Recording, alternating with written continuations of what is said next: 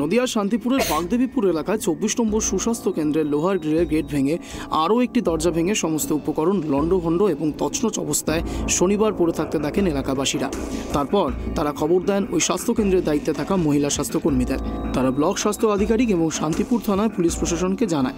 Police প্রশাসনের উপস্থিতিতে ওই দরজা খুলে ভেতরে প্রবেশ করে দেখা যায় একটি ওয়াইফাই রাউটার ছাড়া বাকি সমস্ত জিনিসই রয়েছে, তবে তা লণ্ডভণ্ড এবং উদ্দেশ্য প্রণোদিতভাবে ভাঙচুর করা হয়েছে বলে দাবি স্বাস্থ্যকর্মীদের। তখন খোলার আগেই দেখতে পেলাম, দেখতে পেয়ে এই ভেতরের গেটটা দেখলাম। ফার্স্ট গেটে কিছু অসুবিধা নেই, সেকেন্ড গেটটা দেখলাম কিছুটা খোলা, এতটা ভাগ খোলা, আর ভেতরে তারগুলো দৌড়ানো মোচড়ানো, আর ভেতরে ওই নিডিল ফিডিলগুলো ছড়ানো, একটা বাক্স ডাস্টবিনের বাক্স ভাঙা। ওইটুকু দেখে আমি আর খুলিনি দরজা, পাশের জনকে ডাকলাম, মেম্বারদের জানালাম, জানিয়ে আমি তারপরে ওরাই পুলিশকে ফোন করলো। পুলিশ এখন এসছেন, ওরাই রিপোর্টারকে ফোন জানিয়েছেন, রিপোর্টাররাও এসছেন। এইভাবে এখন ওই পুলিশ জিনিস পাওয়া যাচ্ছে না। ওয়াইফাই ভেতরে খুলে দেখলাম, পুলিশ আসার পর ভেতরে খুললাম, দেখলাম ভেতরে ওয়াইফাইটা নেই, ভাঙাচোরা অবস্থায়। এর আগেও কি কখনো এরকম হয়েছে না প্রথম? এর আগে ছোটোখাটো ব্যাপার হয়েছে, যে একটুখানি ধরো একটা হাত ঢোকার মতো তারটা দুমড়েছে, এরকম ছোটোখাটো ব্যাপার হয়েছে।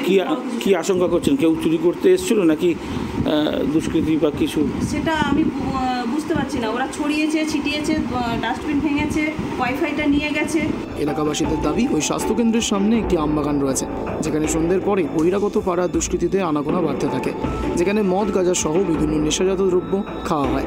লিখিতভাবে না হলেও মৌখিকভাবে পুলিশ প্রশাসনকে জানানো হয়েছে এর আগেও, তবে নিজেরা প্রতিবাদ করতে গিয়ে দুষ্কৃতীদের হুমকির মুখে পড়তে হয় বলে অভিযোগ স্থানীয়দের।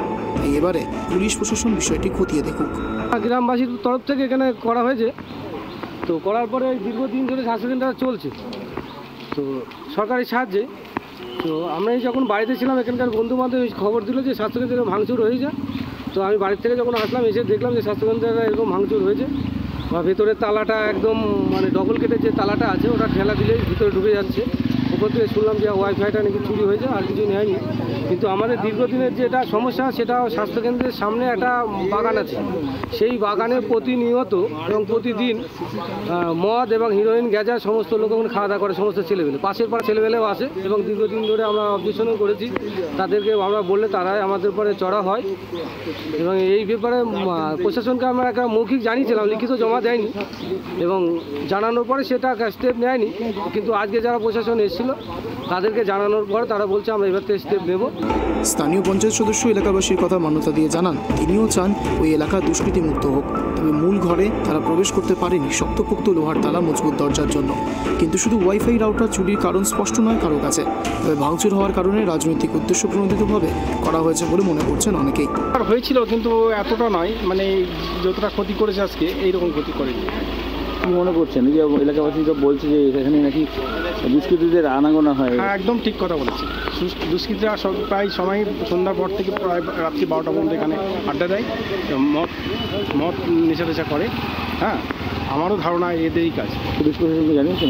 পুলিশ প্রশাসনকে জানানো হয়েছে, পুলিশ প্রশাসন এসছেন, হ্যাঁ, দেখছেন, পর্যবেক্ষণ করছেন। কী চাইছেন আপনারা? যে এদের যেন শাস্তি হোক, যারা এরকম করেছে। একটা স্বাস্থ্যকেন্দ্রের উপর কারো তো রাগ থাকা উচিত নয়। রাজনৈতিক প্রতিহিংসা সে হতে পারে, কিন্তু এটা স্বাস্থ্যকেন্দ্র সবাই প্রয়োজন। এখানে তো কোনো রাগের ব্যাপার নেই, বা কেউ ক্ষতি করেনি স্বাস্থ্যকেন্দ্র কাউকে।